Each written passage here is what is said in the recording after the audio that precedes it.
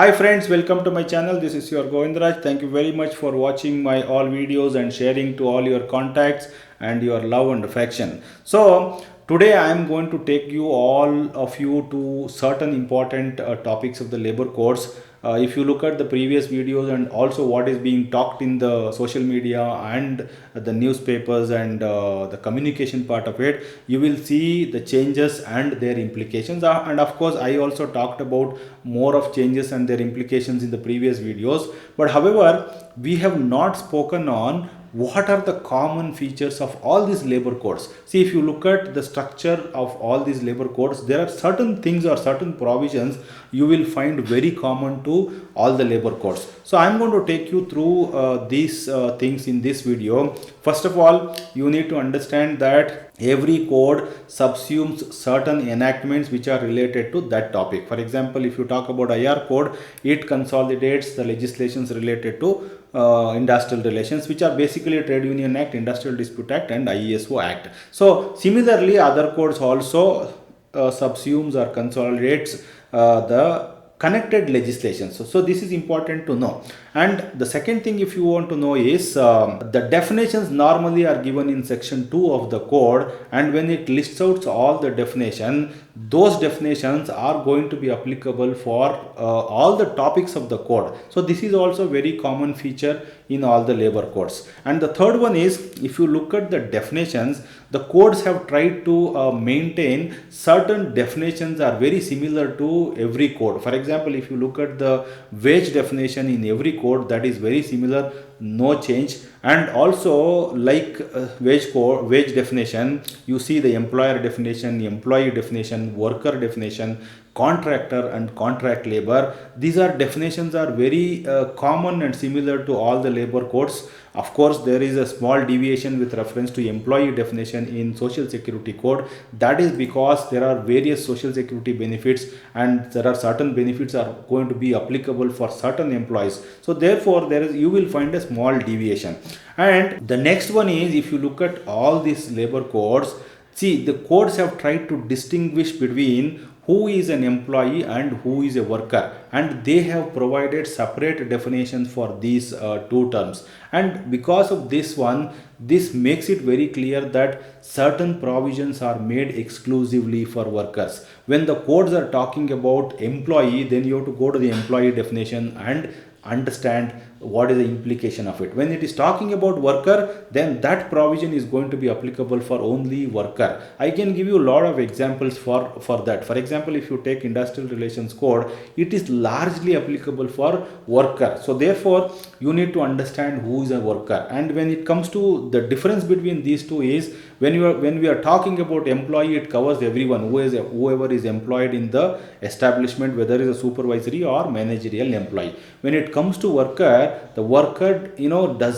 definition does not include the supervisory and managerial employees. Of course, there are certain minor things which we need to be aware also. We will talk about those things in the future videos. So this is one important thing which you will observe in all the codes, which is very common. And also, when it comes to this inspector and inspection, everything, all the codes have renamed inspector to inspector cum facilitator. This is because the codes want to facilitate the employer and employee rather than only focusing on inspection and also creating another inspector Raj, which is very good developments. And also, all the codes provide for decriminalization of offenses. See, because the codes now today have got the provisions for compounding or the composition offenses. When there is any offense is charged against you and you have a possibility to pay certain amount and get away from that offense, that is called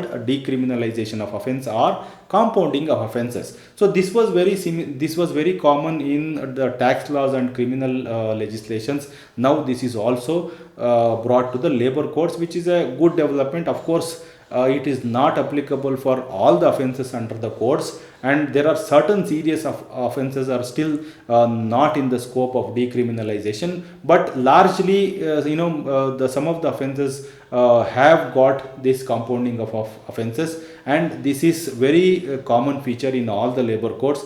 Every labor code has got these provisions, which is a very good developments. But however, if you look at the amount of penalties heavily increased, if you look at current law, the penalties are not so much so today, but because of the labor codes and codification and decriminalization, you will see heavy escalation in the penalties. So that is one important thing which you also need to observe in all these labor codes. And another important change or important common feature to all the labor codes is when you are handling the offenses, the officers of the appropriate government have given power to investigate and also impose penalty in case they find that the offense has been committed. So that power has been given now to the executive. See, this is basically to minimize the burden on the judiciary, and also this is giving more power and more judicial power in the hands of executives, which you need to be also understand, and you will find this all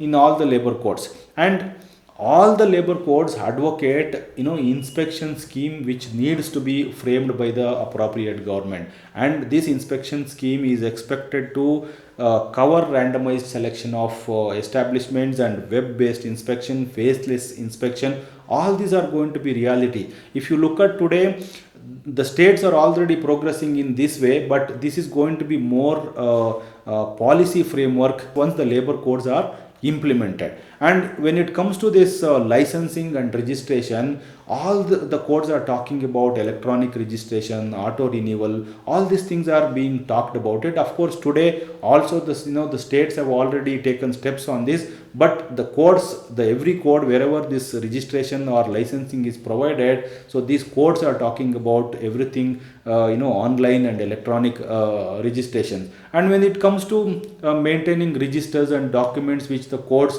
mandates the employer, so that there is an express provision also the employer can maintain these things in electronically also. But if you look at today's law, it's not very specific. Sometimes you also have to take a permission from the authority concerned. But now once these labor codes comes, you don't need to take any approval because the provisions are already put in the codes itself, and this is very common to all the labor codes. And lastly, friends, this in all the labor codes, if you see, the central government has retained the power to give directions to the state government in the matter of implementation of the labor codes. So this is very important because the central government has taken more initiatives and more power to at least bring the uniformity in all these labor laws. Because if you look at how our constitution is organized, since the labor matter is in the concurrent list, both states and